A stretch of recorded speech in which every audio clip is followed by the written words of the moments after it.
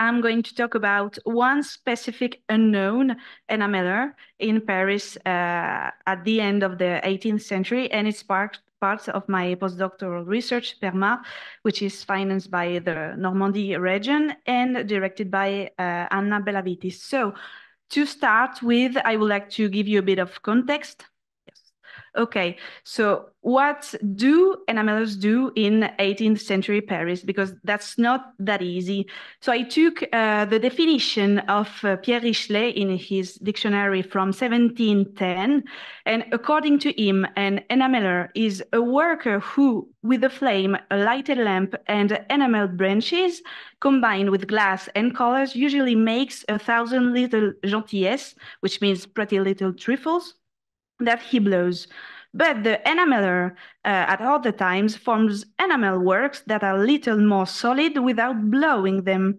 And the enamelers sometimes paints enamel on copper with a brush. So it's not that simple, and enamelers do a lot of things. There is indeed a problem of vocabulary, because enamelers can mean patenautrier, glass beads maker, but also jewelers and other things. From 1706, the enamelers are put together with earthenware makers.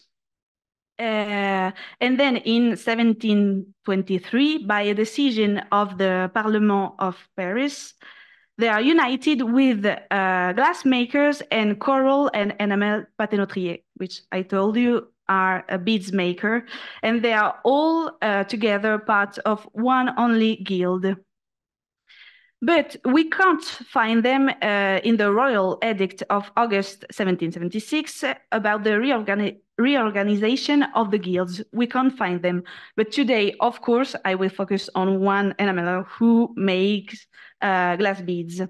So here you have a coin from 1767, Jetons des marchands verriers, faïenciers, émailleurs et patenautriers. And I would just like to notice that on the right, you can find a rosary glass beads, now the symbol of glass beads. Then, glass beads are not the only activity of enamelers. Most of the time, they do a lot of different merch, but if they do glass beads, they do small objects. And in France, in northern France, there is a long tradition of glass beads making. But in the 18th century, we can notice a centralization of the work in Paris. And they produce not only glass beads like that, but also perles fausses, which means fake beads. And they are glass beads imitating shell beads. So here you have some planches of the encyclopedia. So on the left, you can see an enameller alone working. And then the two others are representing how fake beads are made, which means they needed a glass bead, and then inside they put essence d'Orient, which is a strange mix of fish scale and honey. And to do that, they usually need different workers, and mostly women.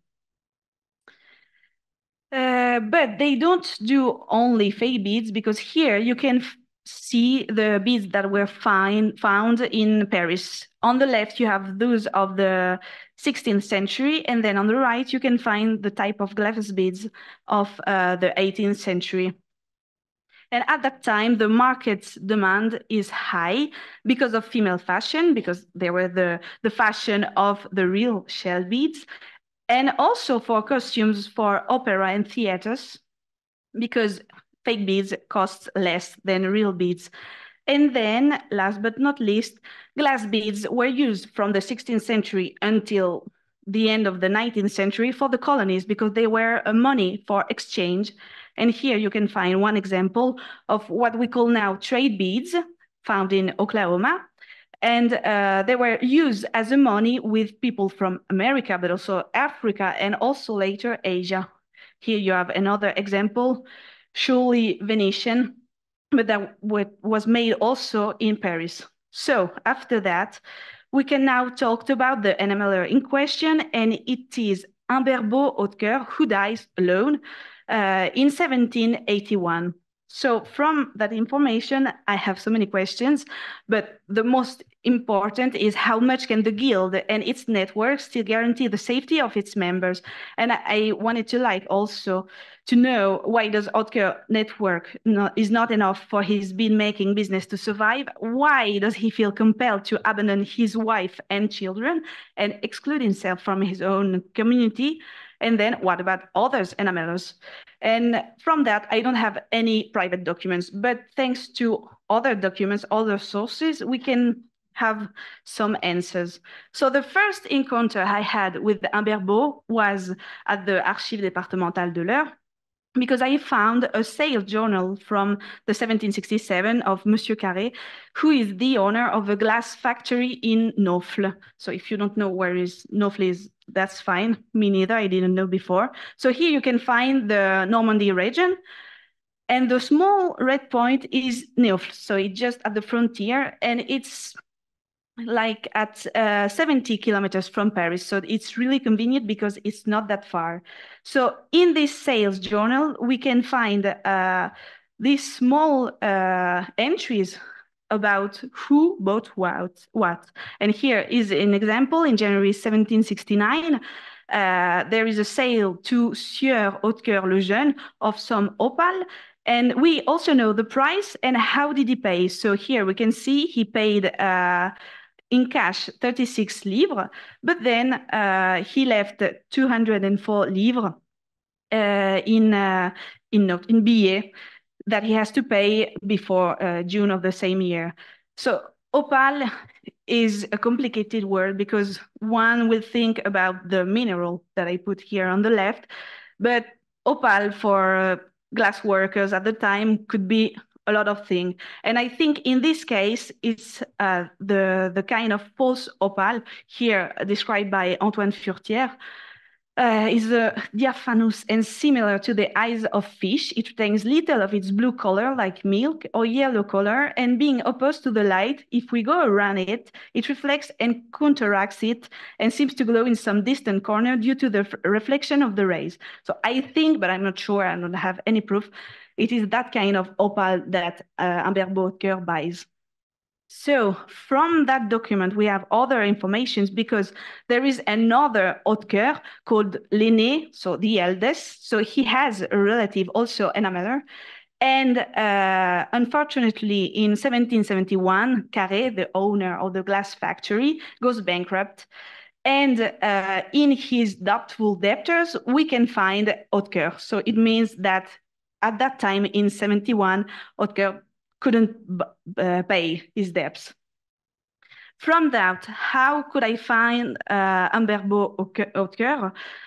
I had few information. I knew that he was enameller in Paris, and surely that he had a relative also enameller. And we can find information about him in the Paris Notarial Archives. And the first document, really important, that gives us a lot of information is my marriage contract of the 14th of July, 1762.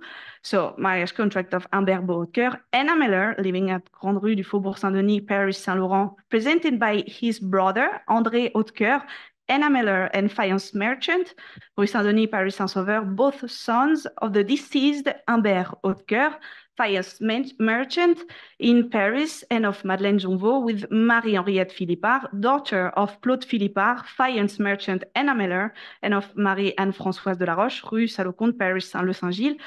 Among the witnesses, we have Jean-Beau Hautecoeur, faience merchant and enameller in Paris, brother, and also Jacques Fenet, faience merchant in Paris, friend of the future. So from this contract, we can have now a lot of information about its network. Humbert Beaucoeur marries an enameller's daughter. His father was an enameller, and he's already deceased in 1762. His two brothers are enamellers, and his friend and witness is also an enameller that we find in the sales journal at Naufle because he buys girasol. Girasols are glass tubes from which a glass bead is made by candlelight.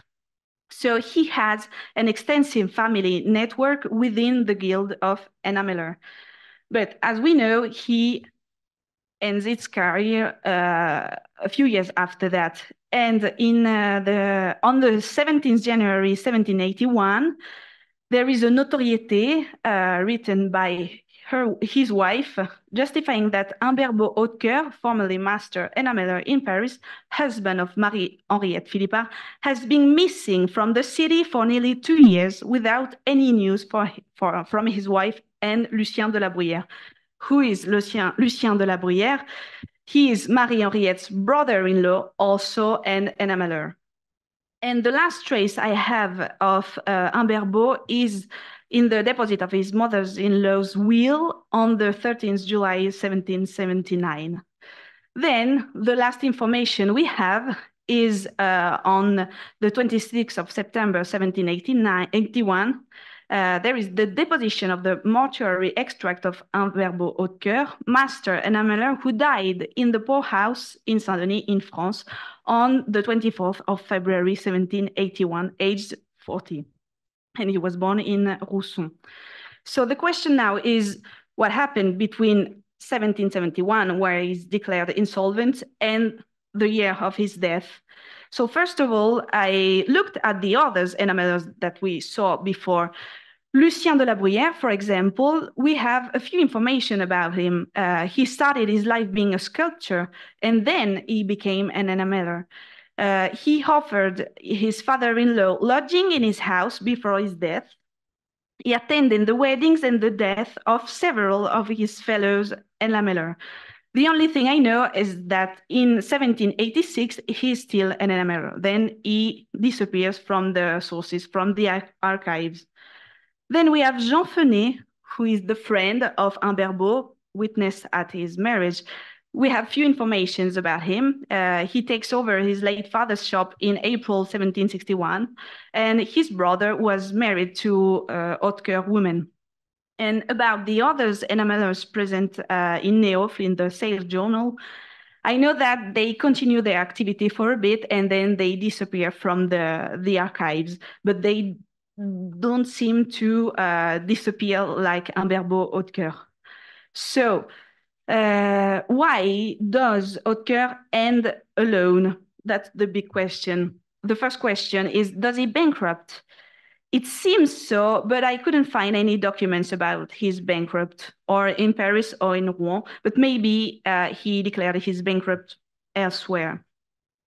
About his companions, the other enamellers, except from Jacques Frenet, there are no others in the source concerning Humberbeau, which means all documents mentioning Humberbeau in the notarial archives, they are not mentioning others enamellers except Lucien de la Bruyère and Jacques Fenet, and that's it.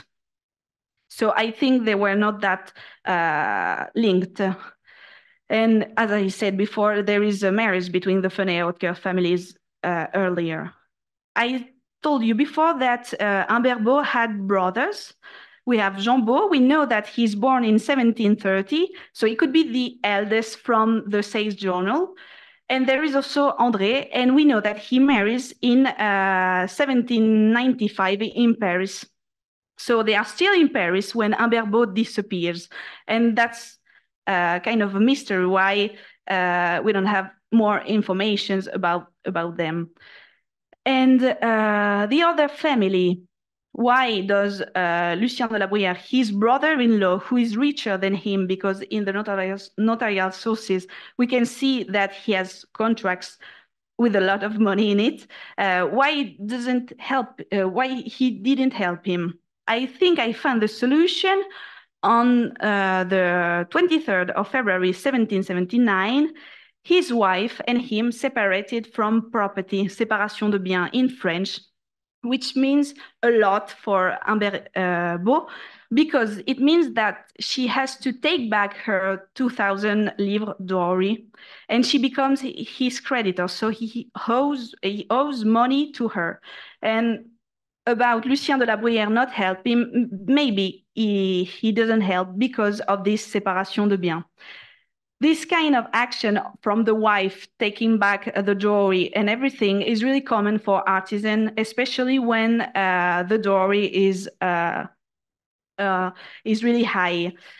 And I think that Humberbeau probably lost all all his money, and no one is willing or able to help him anymore.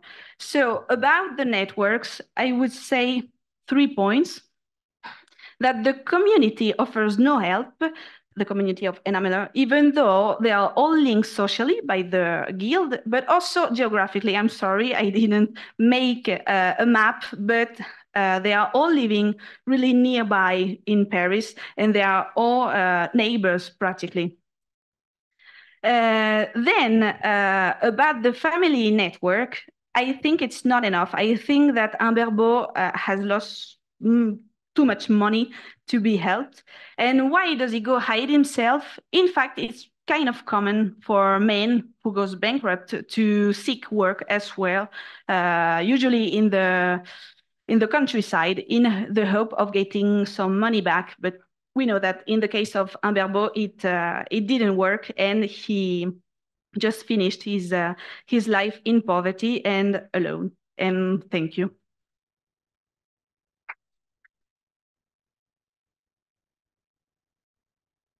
So thank you, Louise, many for your contribution. It was clear, it was instructive, so I have no question. But nevertheless, I open the discussion and I'm interested in your questions and comments. Because it was fascinating.